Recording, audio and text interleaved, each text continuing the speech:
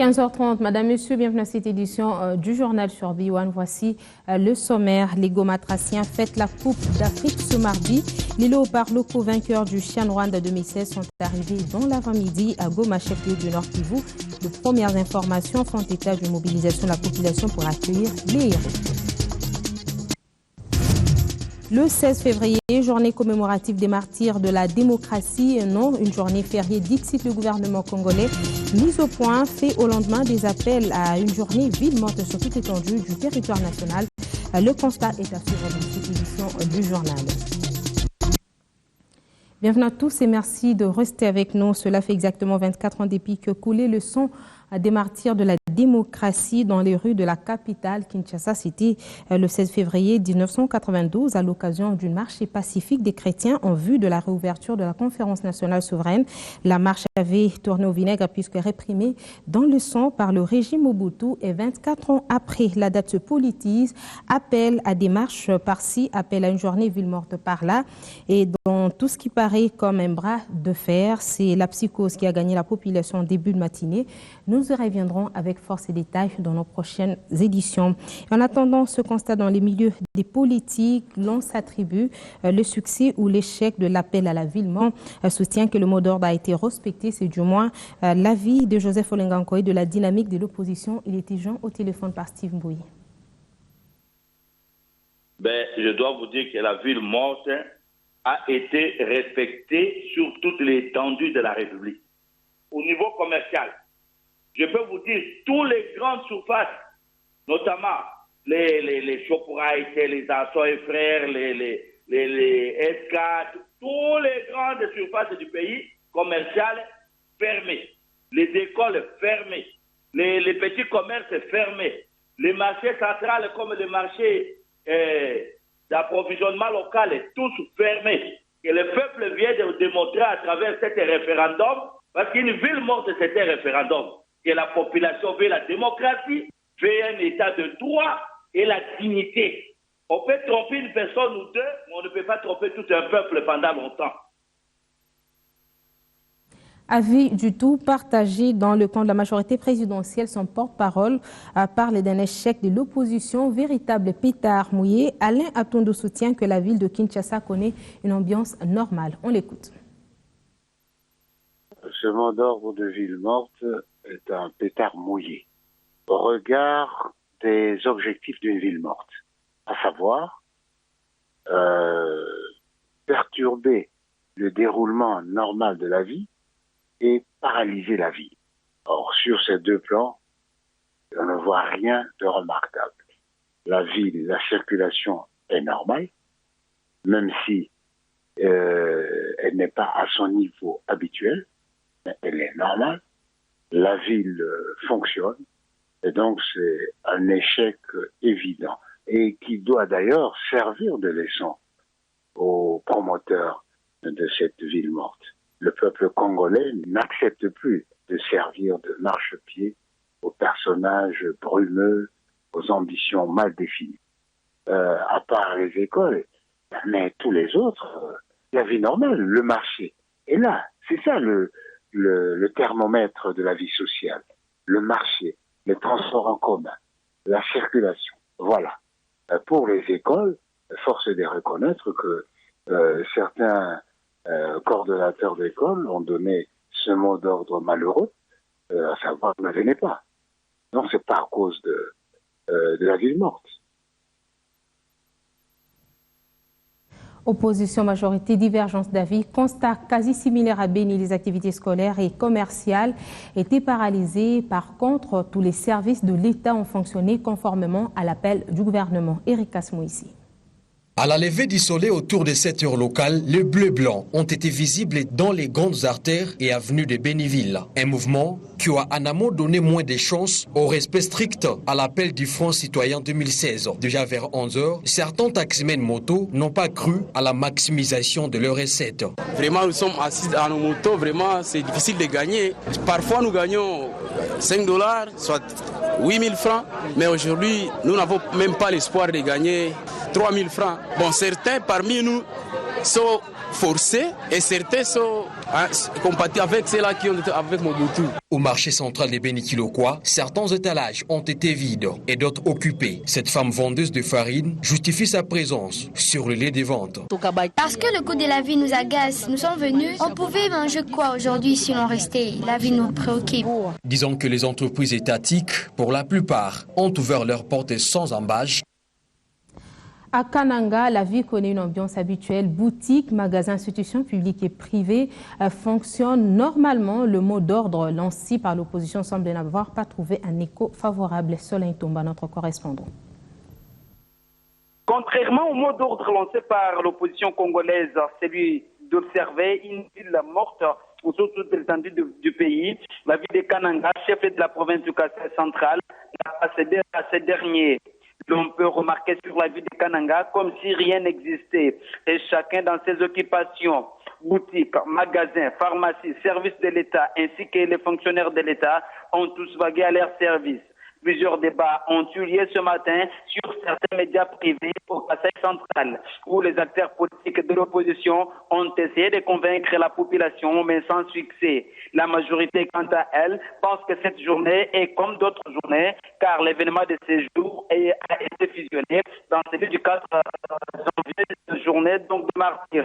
Il faut seulement signaler que hier, sur la ville de Kananga, cette ville avait connu une ambiance tout à fait particulière, avec la commémoration du 34e anniversaire de l'UDPS en République démocratique du Congo. Messe d'action de grâce et caravanes motorisées dans différents ailes de cette formation politique étaient au rendez-vous.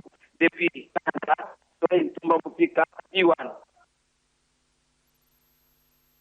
Pour sa part, la ville de Goma a accueilli quant à elle dans l'avant-midi les léopards, champions du Chan Rwanda 2016. Le décor, a-t-on appris, a bien été planté pour un accueil digne des héros. Patrick Sialoua était dans la suite. L'ambiance actuellement, c'est au rythme des léopards qui sont arrivés depuis 10h30 ce mardi matin à Goma, accompagnés du ministre Denis Kambaye des Sports. Les léopards ont quitté l'aéroport accompagnés par une foule nombreuse. Je vous dis, les boutiques sont restées fermées parce que tout le monde avait comme destination l'aéroport de Goma, attendre les léopards. De l'aéroport jusqu'au lieu où était prévue la manifestation, les léopards ont fait au moins environ 1h30 de temps. C'est l'aéroport sur une distance d'au moins 6 km. Mais ils ont fait 1h30 de temps pour rejoindre les centres-villes. Là où Erasson les attendait aussi pour une musique.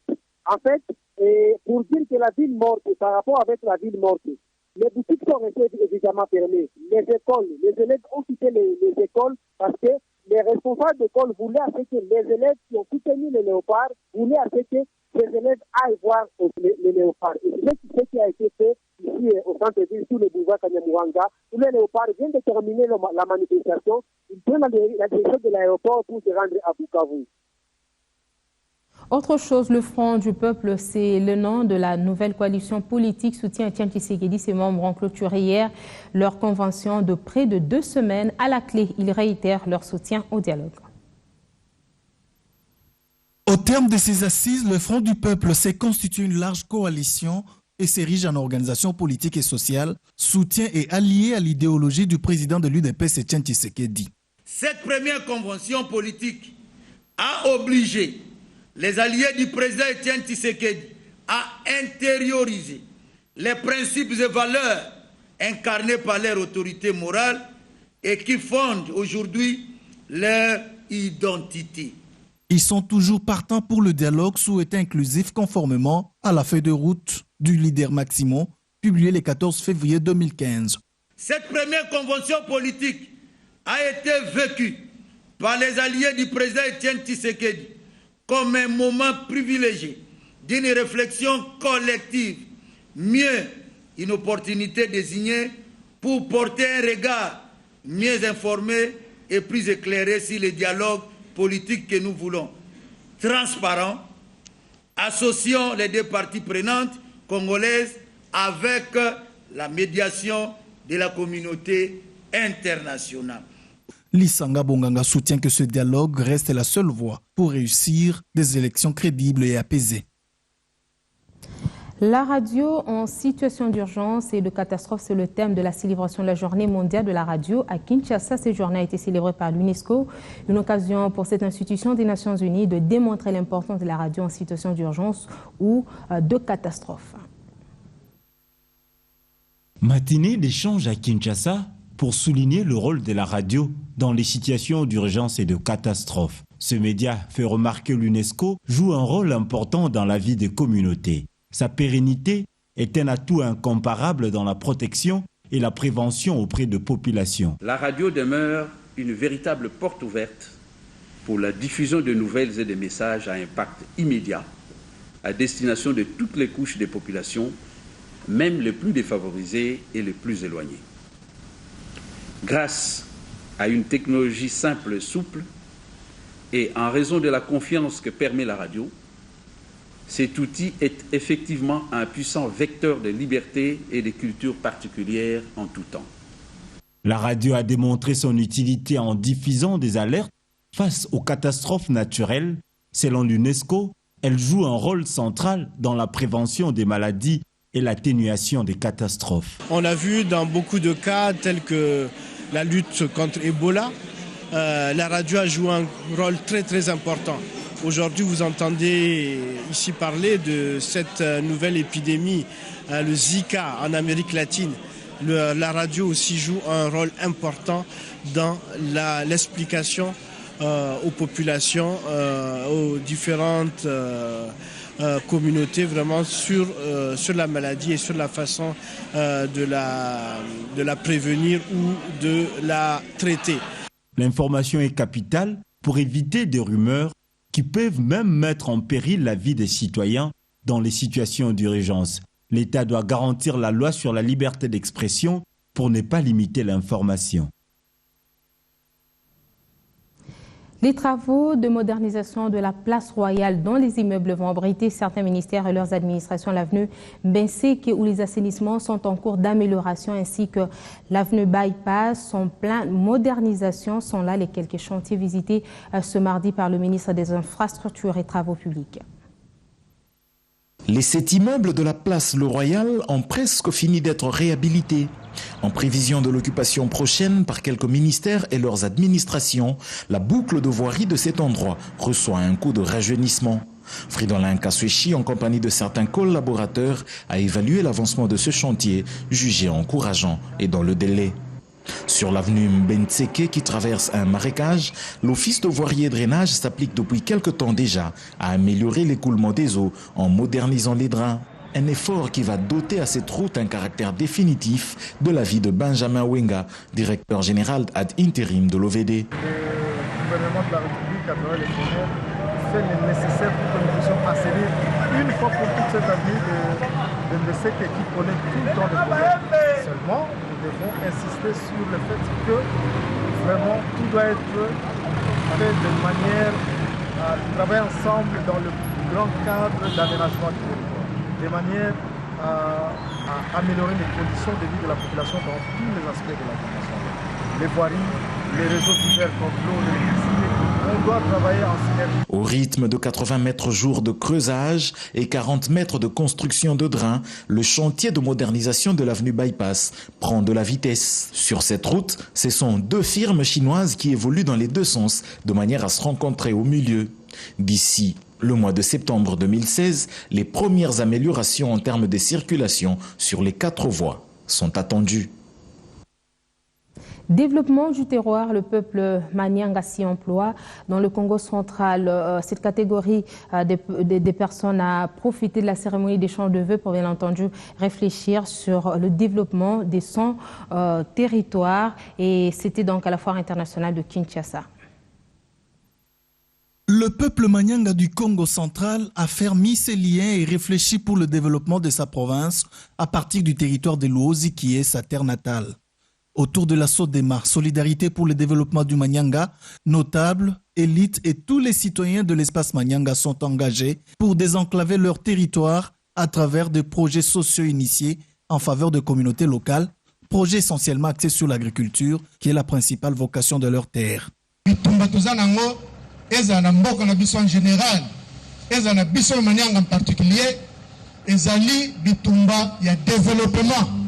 La ministre du Commerce, qui a partagé ce moment d'échange de vœux avec ses frères et sœurs du terroir, a saisi l'occasion pour les sensibiliser au dialogue, le palabre pour la paix qui est une culture pour les Né-Congo, sans lequel aucun développement ne pourrait être envisagé. Nalobaki on est bandeli awa tina moko to sa sensibilisation ezate. Po biso peuple mukongo toza batu ya kimia. Ba mususu ba mona ngolo kwa faiblesse ba benga biso ba yu matin. Mais est-ce que ça bongo? La SODEMA est une organisation citoyenne qui existe depuis plus d'une décennie. Elle a réussi dans ses actions, entre autres, à doter l'OSI d'un institut supérieur pédagogique avec l'appui du gouvernement central. Fin de cette édition du journal. Madame, Messieurs, merci de rester avec nous. Le prochain rendez-vous avec l'actualité, c'est tout à l'heure à 19h30. Retrouvez Fizaminka. Quant à moi, je vous retrouve demain.